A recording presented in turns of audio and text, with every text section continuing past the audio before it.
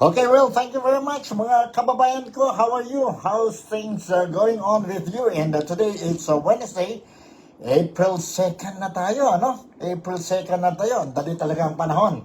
And of course, I would like to welcome you, all of you, sa programa ko, Nick Talk, The Real Talk with Nico. And today is April 2nd, Wednesday. Sana lang po everything is running smoothly sa mga buhay ninyo po. Be it dito po sa Malaysia, ang mga Filipino communities, mga kaibigan natin, ang mga Malaysiano and our friends, mga iba-ibang nasyon, no? Sa iba-ibang nasyon. Of course, ang mga countrymen ko po dyan sa Pilipinas, hope everything is okay din sa inyo. And of course, mga OFWs, mga senior citizens, mga may mga sakit, no? May mga sakit. Kumusta kayo po? Hope everything is fine with you. Okay. So, ngayon, mayroon tayong mga topics ngayon to discuss sa programa natin, Nick Talk, The Real Talk with Nico. And I will be giving you ang mga latest updates tungkol sa kaso ni Tatay Digong po dyan sa ICC or International Criminal Court sa Netherlands. At the same time, I will give you some footages tungkol si Inday Sara Duterte din po ang buhay niya ngayon dahil nandyan siya sa Netherlands and attending to the needs of her father, si Tatay Digong. And kumusta ang relasyon nila po bilang isang tatay at saka isang anak? Kumusta ang relasyon ng mga siblings, no? Ni Inday Sara Duterte, especially yung silang dalawang babae. Si Inday Sara Duterte at saka ang kapatid niya, si Veronica or si Kitty. I will be sharing with you some footages po related to these topics or issues that I'm going to discuss or share with you in my program today. And later on, before I will conclude itong programa ko ngayon, I will also be sharing with you ang, as I promised, ang mga pangalan ng mga candidates dyan po, this time around, dyan po sa probinsya ng Sulu. Kailangan po to remind ang mga voters natin, especially ang mga Filipinos dito po sa Malaysia, dito po sa Kuala Lumpur, which I am now in Kuala Lumpur, dyan po sa Kota Kinabalu, my place, ang Kota Kinabalu. Mga Filipinos dyan po, I will be sharing with you ang mga pangalan ng mga kandidato for the midterm election scheduled on May 12 sa Sulu Province. Mamaya yun po. In the meantime, I will give you ang mga latest updates regarding ang kaso ni Tatay Digong. I suppose kayo din po, you want to know something about or hear what is the latest updates tungkol sa kaso ni Tatay Digong. Ready na ba kayo? Alright, kung ready na kayo, then I will give you this information or this news being published dyan po sa Pilipinas, particularly ang mainstream media and ang newspaper which also very known sa Pilipinas, ang PhilStar, ang PhilStar, Philippine Star. Nandito po, headline nila ngayon dyan sa Manila, ang itong istorya po. Ang title ng news article is Defense Team Eyeing Duterte interim release. Alright? Okay, bisa na tayo. Detained former President Rodrigo Roa Duterte's lawyers are working on a plea for his interim release but have yet to decide when to file it before the International Criminal Court or ICC. ICC, according to his lead counsel, si Nicholas Kaufman. Let's quote him. Interim release is a right, and it can only be tempered by three factors. The first of which is the risk of flight. The second of which is the risk of interference of witnesses with the evidence. And a third of which is the risk of continued crimes. Kaufman said, as quoted by the ABC or ABS-CBN News. None of those factors exist in the present situation. So there is a right for Mr. Duterte to be released. We are working on that. But the timing of when we intend to introduce such an application is yet to be decided. Si Nicholas Kaufman added. Duterte's daughter, Vice President Sara Duterte, earlier said they were looking at his interim release before the next ICC hearing in September. Meanwhile, Kaufman also relayed his client's wish for supporters and detractors alike to refrain from interfering with the judicial processes before the ICC. Wag na daw mag-medal sa case ni Duterte sa ICC. The political politics is one issue. He is aware of what is going on in the Philippines. Politics will take its course, but that has nothing to do with what's going on here at The Hague, he said. Kaufman said the judicial process in The Hague should be allowed to run its course and that all parties should respect the process and allow all parties to make their submissions. Yeah, totoo naman yan. As about his client situation in detention, Kaufman said ibig sabihin, si Tatay Digong is in high spirit and will maintain that high spirit. Duterte is being held at the penitentiary of ICC, no? Ang detention center sa ICC po for his crimes against humanity case over his war on drugs. Yun po ang latest updates natin po tungkol sa kaso o sitwasyon ni Tatay Digong. Let's continue to pray for his health, pray for his safety, and at the same time pray that he will be returned back to the Philippines very soon, if not too soon. Yan man ang sigaw ng mga Filipino ngayon po. Not only dyan sa Pilipinas, but also sa iba-ibang parte ng mundo or outside the country. If you notice, during his birthday, hanggang ngayon po, tuloy-tuloy pa rin ang mga sabihin natin prayer rallies, ang mga solidarity rallies, mga other gatherings po, no? Mass gatherings po to show that the Filipino community or the Filipino nation is one in supporting ang former president ng Pilipinas, si Tatay Digong. And of course, shoutout talaga sila na please return back ang Tatay Digong sa Pilipinas. Alright? Yan po ang latest updates natin. And this time around, I would like to share with you a video clip.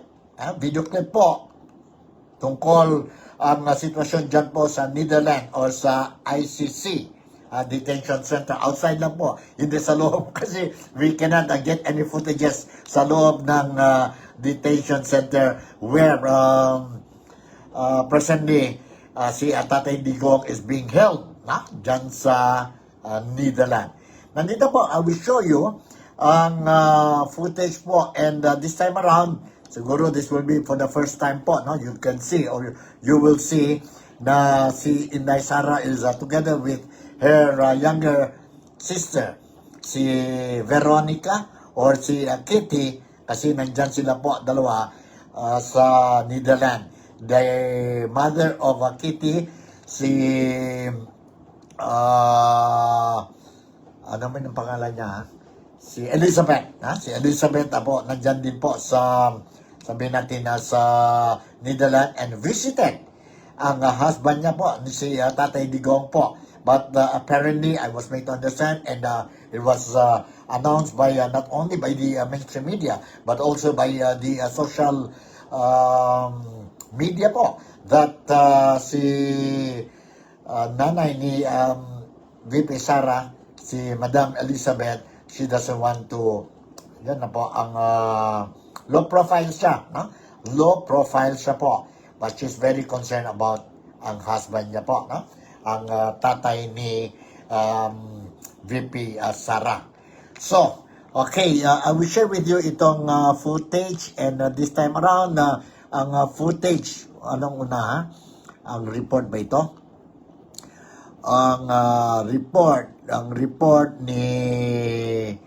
ng mainstream television media po dyan sa Pilipinas. I will share with you itong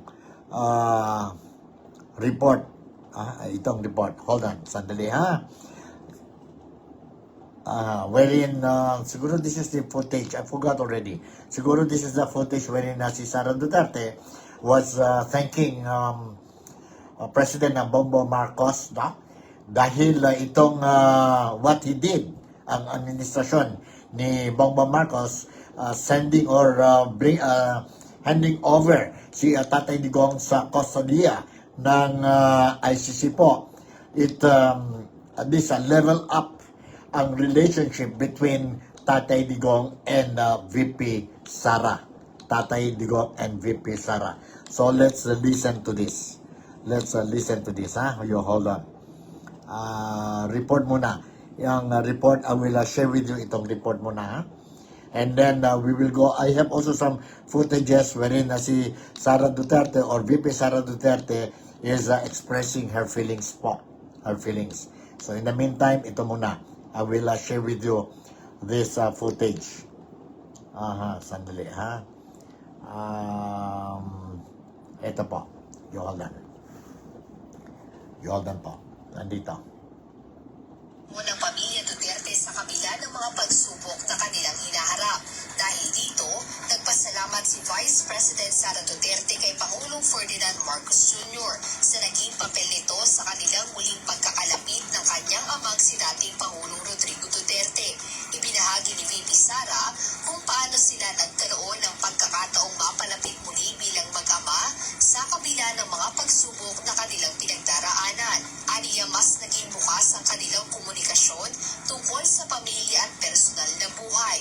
But I have to thank Bongbong Marcos because there was forgiveness between me and Duterte for all that has happened in our lives.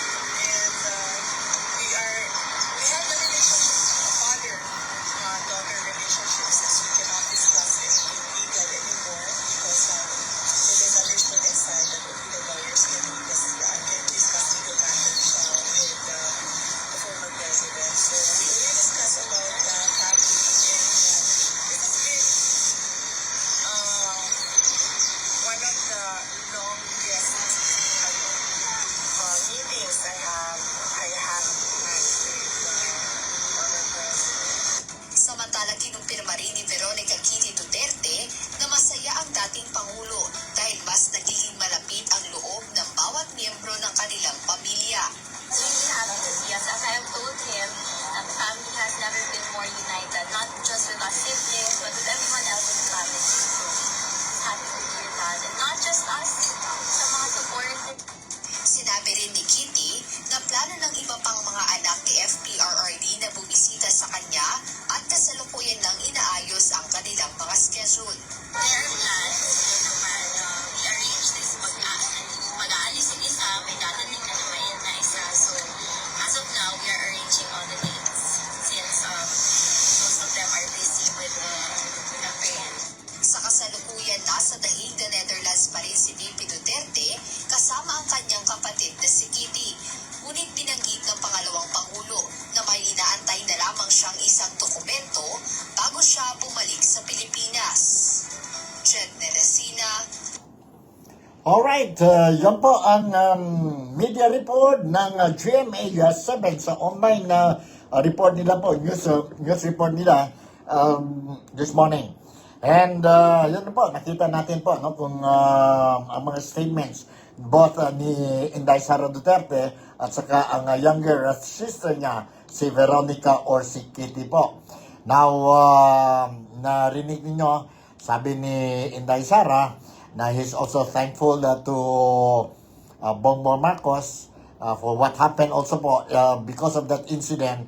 Ngayon, nag-level up ang relationship between the father and daughter, between Tatay Digong and si Sara or Inday Sara. So, Yun na po ang buhay, no? Ang buhay natin po, when we do things, mayroon talaga negative and positive, no? And there are times, there are bad things that happens, and that's where, when we say that a blessing in disguise, nangyari ito, because mayroon din dumating ng good things sa buhay. Now, this is a very good example between Inday Sara Duterte and ang tatay niya, si Tatay Digong. It doesn't mean that they're not in good terms, si Inday Sara at saka ang tatay niya, si Tatay Digong previously, no? But, alam mo na, ang love and protection, love, ang how he wants to protect ang mga anak niya po, si Tatay Digong, no? He's very strict, he's very down to earth when he talks to his siblings, and he wants that everything will be good for them and good for the country, good for the communities and about, good for the country po, no? And that's where you see ang relationship ni Inday Sara Duterte at saka ang tatay niya, si Tatay Digong, medyo a little bit, no? But a lot of Filipinos appreciate ang style of Tatay Digong as a father, and how Inday Sara is taking ang mga sabihin natin strategies ba yun, or mga measures that Tatay Digong is doing to protect his family, his children po, his children. Now, let me share you another footage po. This one is more clearer ngayon kasi I will share with you itong video clip wherein si Inday Sara Duterte is commenting on that issue po regarding ang relationship niya between Tatay Digong and sa kanya po, no? Sa kanya. Alright, let's listen to this. 242. Sana yung 242. Nandito po. And you can see, medyo close up tayo ngayon sa video na ito po between Inday Sara Duterte and her younger sister, si Kitty or Veronica po, no? Nandito po.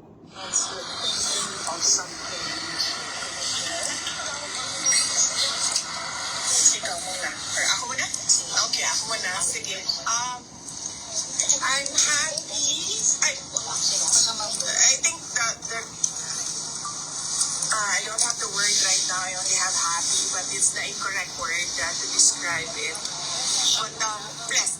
I'm blessed because I gained a sister with what happened to me after the attacks, the confidential funds attacks, the impeachment, and we have a relationship now. I have a relationship with Kitty, and I'm happy now. Sabi ko nga sa kanya, I'm happy that I have a sister kasi meron akong pagagalitan. Growing up, wala akong ganun. Basta meron ako niyan ngayon. Nagagalitan na kapatid. And then, I'm happy as well. And this really is ironic. But I have to thank Bongbong Marcos because there was forgiveness between me and PRD for all that has happened in our lives. And we have the relationship now, a father-daughter relationship, since we cannot discuss anything legal anymore because it is understood inside that only the lawyers can discuss legal matters with the former president. So we only discuss about the family, and this has been one of the longest meetings I have had with the former president. Growing up, he was always busy with work. He was always busy with the country. And now I have this every day with him talking about life, talking about family. And for that, I feel like I am blessed. Yeah. Because at this point, he's already 80 and he's already retired. Going back as mayor, baka mabisi na naman siya sa kanyang trabaho. So, nabigyan kami ng ganitong time na makapag-usap as a father-daughter. Yeah, nice. Alright, yan po, si Inday Sara, narinig niya po, she feels blessed dahil po ngayon they have more time to talk family matters po between her father and between herself and her father, si Tatay Digong po. Dahil po na, you know what happened sa tatay niya po. Ang gobyerno ng Pilipinas assisted in handing over custody ni Tatay Digong dyan po sa ICC o sa Netherlands last March 11 po. So, not everything happens is bad, no? There are also good things, because of bad things happen, mayroon din good things will happen. Ganun yan po. That's life. That's life, no? That's life. And we are happy to hear from no less than our beloved Vice President po na ganito po, positive ang thinking niya po, no? Very positive ang thinking niya. Na separate niya between politics, between public servant po and family matters po. And family matters. Ganyan ang galing ni Inday Sara Duterte po. I really appreciate ang way of thinking ni Inday Sara Duterte, and based on the statement of data of Inday Sara Duterte po, galing din po ang attitude ni Tatay Digong towards kay Inday Sara, towards sa mga siblings niya, and of course towards ang support that he has been receiving, not only from his immediate family members, from his relatives, but also from majority, if not all, Filipinos in the country or in the Philippines, as well as those Filipinos outside the Philippines po. Nakita natin po how many people came out openly and celebrate the birthday of Tatay Digong last March 28 po. Although medyo I was a little bit blurred, no? I call it blurred po, no? Paano nangyari yon na estimate, yon na report ng Philippine National Police that the nationwide rally carried out last March 28 and 29 po. Ang total count nila is only 60,000. 60,000 lang daw po na participate sa nationwide gatherings sa celebration ni Tatay Digong po. Imposible yata yan po, 60,000 po. I don't know where the Philippine National Police got their figures. And not only me, blurred, no? It's not only me. I believe based on the social media comments sa news report ng Philippine National Police po, no? Ang dami din po, they are questioning ang the motive in coming out with that kind of a statement, 60,000 lang po, and where did they got this figure, 60,000 lang po. But anyway, let's leave it that way. Kayo na bahala po. Each and every one of us, we have our own way of thinking. We have our wisdom. We can judge whether totoo ba ito, they are saying, or hindi totoo. Sayo na yan po. Sa atin na yan po. Let's not make a big hua on that because we know what is the truth. We know what is the truth. Okay. Now, this time around, I would like to give you ang recorded the statement of Kitty po, no? Si Kitty, Veronica. This is the alam na ninyo yan po, the youngest sister of Inday Sara Duterte. Let's listen to this. Ever since, ever since, wala siyang sinabi sa akin. Hold on na, medyo mali yata. Hold on na. Saan na yun na? Si Kitty. 251. Mayroon tayo 105.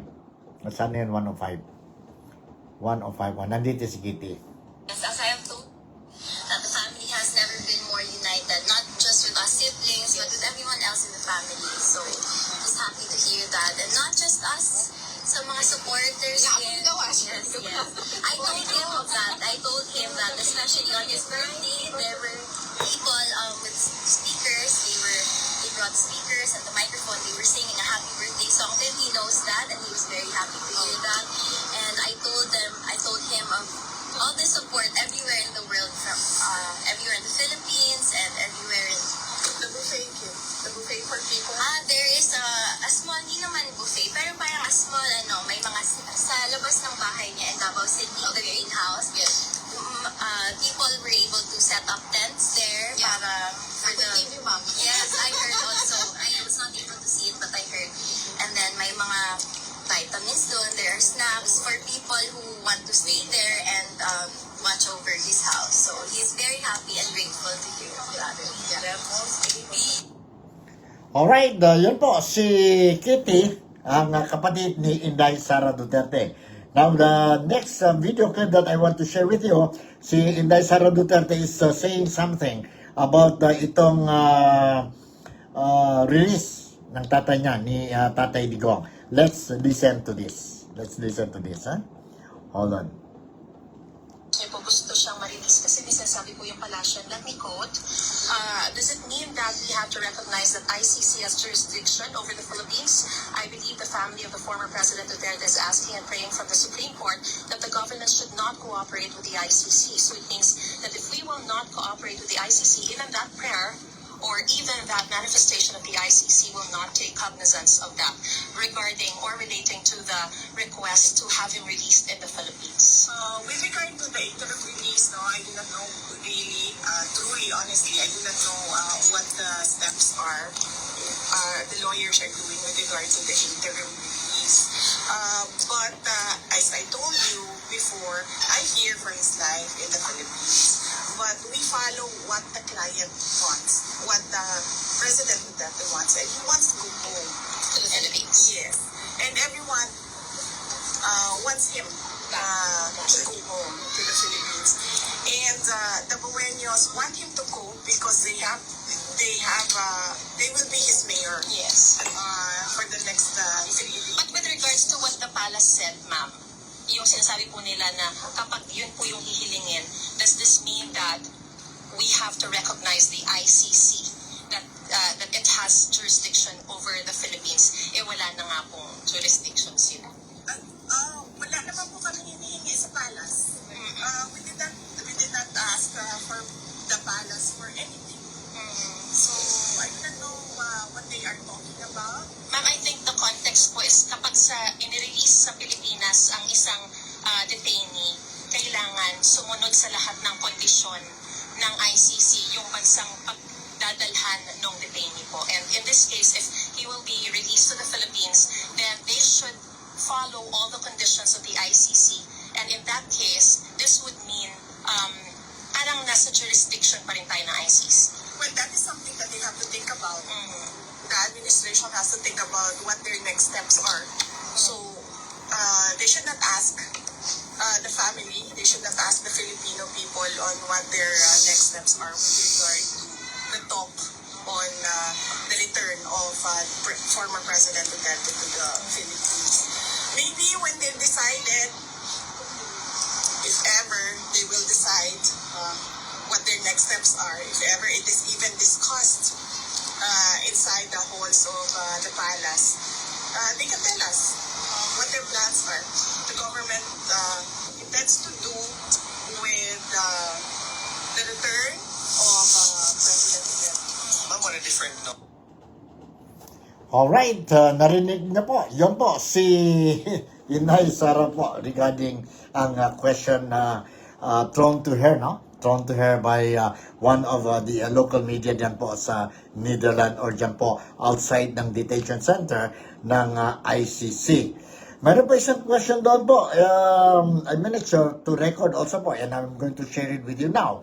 Na mayroon din yun na question whether si Tatay Digong ba nag-blame sa kanya o kay Inday Sara kung hindi dahil sa kanya po hindi ito nangyari itong what is happening now po. No?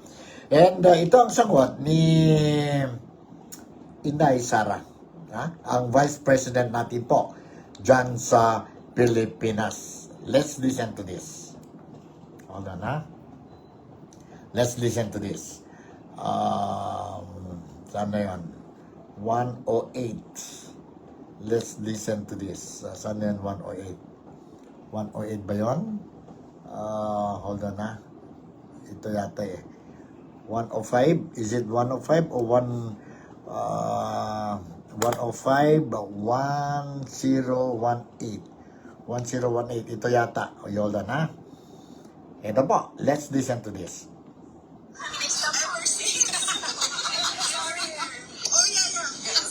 Ever since, wala siyang sinabi sa akin na ganyan. Even when I ran for Vice President, ma'am, wala naman talaga siya sinabi. Sinabi lang niya, hindi na ako sasali dyan. Kayo nang mag-desisyon yan. Yan lang yung sinabi niya when he was told by one of my siblings that I'm running for Vice President. And, wala. I don't remember PRD na naninisi. Never. Kasi, I always remember him. I don't know, Kit, with you, but I always remember him when I was growing up. He would always say, you make your own history in this world. So you always answer to your decisions. So I think that is his philosophy as well. So he doesn't blame anyone with what happened. He always says, I did it for my country. Yes. He did it. Always says, Repeatedly. I did it for my country. The 2 boys po, are they... Alright, yun po, narinig niyo po, very clear and loud ang sagot ni Inday Sara Duterte. Now, let's talk about itong legal ba? Or may violation ba?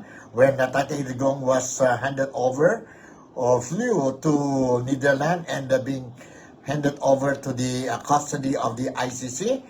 Ongoing pa ito po, investigation, and this is being carried out by ang Senate Investigation Committee, which is spearheaded by Senator Amy Marcos, who is now re-electionist in this coming midterm election, May 12 po. Last week, she already held itong isang or the first session or the first hearing or the first investigation, and meron pa, if I'm not mistaken, scheduled yata for tomorrow, Thursday, no? I'm not sure, but meron pa second hearing. Meron pa second hearing, and she started inviting ang mga resource persons, particularly itong sa government side, because it involves the government. Now, earlier, sabi ni Bongbong or President Bongbong Marcos Jr., that he will allow ang mga tao niya, mga secretaries, heads of departments to attend and answer mga questions sa hearing, which is being held by the committee chairman, no less than Senator Amy Marcos. But after that statement came out, na si Secretary Bersamin po, Secretary Bersamin also announced just recently na mayroon executive order not allowing ang mga government officials or top officials po to attend the scheduled hearing po ni Senator Amy Marcos. Yun po ang what we heard, and ito ang news po that we heard from the mainstream media at saka dyan po sa social media. Let's listen to this po, to this news report. Let's listen, and then kayo na bahala po mag-husga whether correct ba yun or hindi ang move ng Malacanang. Nandito po. Let's listen to this report. Tumapila si Senador Amy Marcos sa mga inimbitahang opisyal ng pamahalaan na dumalo pa rin sa pagdinig ng Senado bukas sa isyu ng pag-aresto kay dating Pangulong Rodrigo Duterte. Aniya, malinaw ang utos ni Presidente Ferdinand Marcos Jr. na huwag pipigilan ang mga ito na makibahagi sa pagsisiyasat sa nangyari. Ngunit nagtataka ang presidential sister kung bakit hindi ito sinusunod ng mga opisyal ng administrasyon. Kasunod ito ng sulat sa Senado ni Executive Secretary Lucas Bersamin upang tanggihan ang imbitasyon ng Senate Committee on Foreign Relations.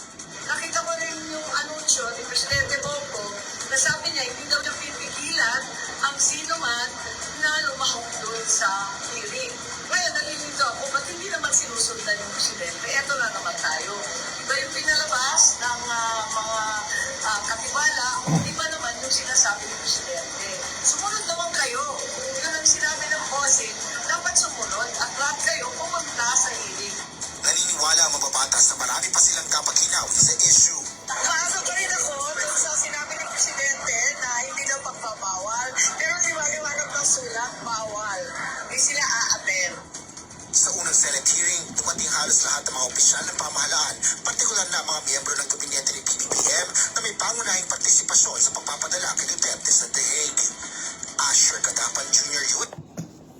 Okay, yan po ang latest update sa tungkol sa investigation na hearing carried out by Senator and re-electionist Senator Amy Marcos po. Klarong-klaro po na bawal daw mag-attend ang resource person galing sa gobyerno po. And I don't know what happened and let's see kung matuloy ba yon na hearing po, second hearing or second session ng hearing. Scheduled bukas ba yun or kasi I didn't manage to get the date. But anyway, I will promise sa inyong lahat po, ang mga followers dito sa Nick Talk, the Real Talk with Nico, that I will monitor the situation po. And you will be updated talaga of what is happening dyan po sa hearing, Senate hearing ng Foreign Affairs. Foreign Affairs. Alright. Before I'm going to conclude itong programa natin na nandito na, as I promised earlier, I'm going to give you ang mga kandidato, names of candidates dyan po sa probinsya ng Sulu for the midterm election. For the midterm election. Nandito po sa probinsya ng Sulu. Probinsya ng Sulu. Ang kandidato for congressman, this will be a three-cornered fight. Three-cornered fight and it involves si Mar Mujilon Mar Mujilon is an independent candidate, and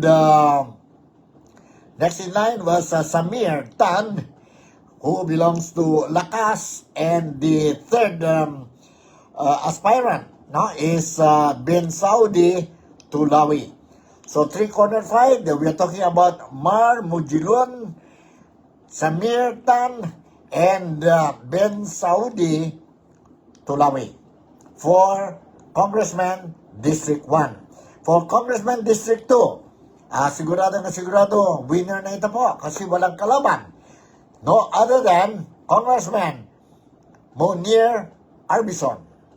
Munir Arbison. Walang kalaban ito po. So, Congressman for District 2, walang kalaban si Munir Arbison. Now, para sa probinsya ng Sulu, ang governor post, top post, we are going to see a straight fight. And the straight fight, it involves ito pong dalawang kandidato. One is Abdul Wahid Sahidullah. Abdul Wahid Sahidullah from KBL Party. And of course, mayroon tayo, ang kalaban niya is Abdul Shakur II Tan. Abdul Shakur Tan II from Lakas. Ito po for governor. Abdul Wahid Sahidullah and Abdul Shakur Tan II. Now, for vice governor, ang vice governor, mga kandidato dyan po sa Holo Sulu or sa Sulu Province are as follows. Dalawang straight fights ito po for vice governor post. And I'm referring to si Yang Loong from KBL at ang kalaban niya is Abdul Shakur Tan. Abdul Shakur Tan, ang tatay ito ni Abdul Shakur Tan II. Okay? So, Vice Governor, dalawa po, straight fight.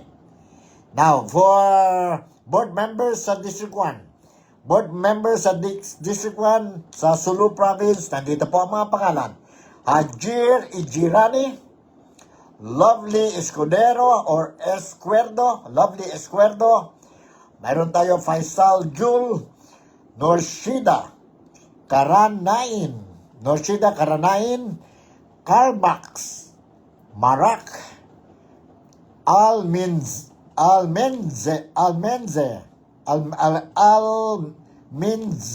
Almenzen, Suhuri, Raihana Taib, Markazar Tandi, Malcon Tulawi, and Percival Tulawi.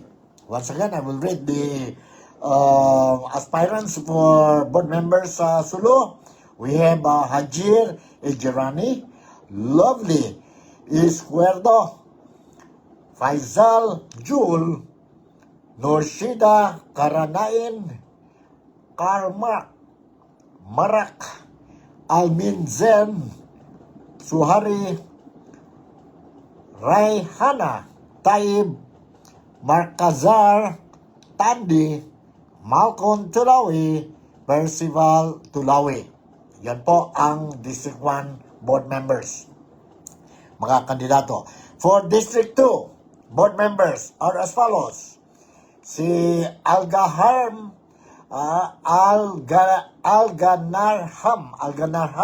Adam, Alnur Arbison, William Basiludin, Abduraz Mezer, Burahan Singh Hussein, Sherhan Najar, Norwina Saidullah, Rajmahal Sitin, and Nolita Talib. District 2 board members, mga kandidato po. Let me repeat once again.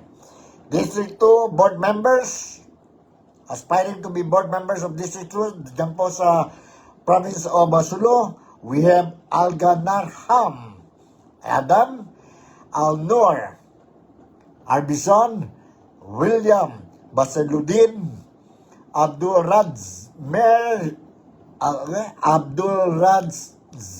Zemzer, Burahan Singh Hussein, Sherhan Najar, Norwina Saidullah, Radmahal Sitin, and Nolita Talib. Yan po ang mga kandidato para sa District 2 for board members. Ilan ba ang municipalities mayroon ang Sulu? Ang Sulu po, we have 1, 2, 3, 4, 5, 6, 7, 8, 9, 10, 11, 12, 13, 14, 15, 16, 17, 18, 19 municipalities po. Every municipalities, they are going to vote for the mayor, vice mayor, and konsehal po, no? And councilors. Ano po ang mga municipalities? As a reminder, ang municipalities ng province in Sulu are as follows. Tungkil, Haji Panglima Tahil, Indanan, Holo, Kalinggalan,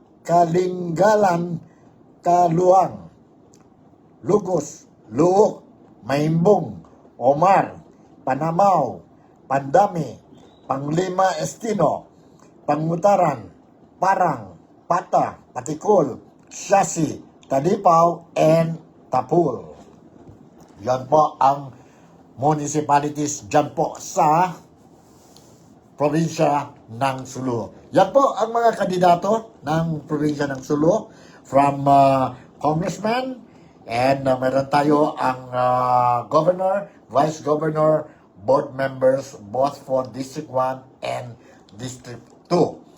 So, I will be monitor ang mga activities dyan po sa Sulu from time to time po, and I'm going to give you ang mga latest updates po, no? Kung mayroon man po. Not only sa Sulu, since I already touched the other day sa Buanga City, mga kandidato sa Sibugay, and yesterday ang Basilan, ngayon ang Sulu, then maybe tomorrow I'm going to touch ang Tawi-Tawi, ang Sambasuta area po, ang Zamboanga Peninsula area po, kasi karamihan ng mga Filipinos dito po are coming from the Sambasuta area and Zamboanga Peninsula area. And this is for this reason po that I'm giving this very important informations po sa mga kababayan ko po dito sa Malaysia so that they will be able to know kung sino-sino mga kandidato, and maybe they will be able also to inform the relatives, mga qualified voters dyan po sa Pilipinas, kung kanino sila they are supporting, no? Kanino they are supporting. So that's it. That is the reason why I am doing this thing po. So, stay tuned lang kayo po dito sa programa natin, Nick Talk, Real Talk with Nico. And from time to time, I will give you ang mga latest updates. To all mga qualified voters, including ang mga relatives na hindi pa botante, na kung may time kayo, especially ang mga botante, no? Kung may time kayo, lend your ears, ha? Lend your time to hear ang mga debate, ang mga speeches during the forum, during debates, during political sorties po, no? Mga kampanya-kampanya ng mga kandidato po, listen to them carefully and assess them and then make a decision po. Only vote for those deserving candidates po. Tapos na yung panahon na we vote because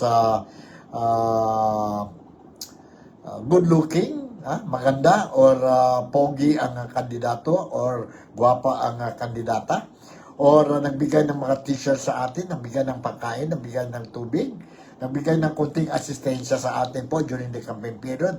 Tapos na yun po. I was, and I'm very sure na ang mga Filipinos, not like before, they have matured politically po. So it's not easy for the politicians or for the candidates to bluff, mag-bluff po sa mga botante ngayon. Especially in this coming midterm election scheduled on May 12 this year. So with this, hanggang dito na lang si Nico Fagan. Once again, I would like to say thank you very much for making me a part of your day today. Sana lang po, maski paano, I managed to give you itong sabihin natin importante notisya para sa inyo. And I managed to entertain din sa inyo po for the past few minutes or maybe almost an hour. So with this, I would like to say Malaysia, Sabah, the Philippines.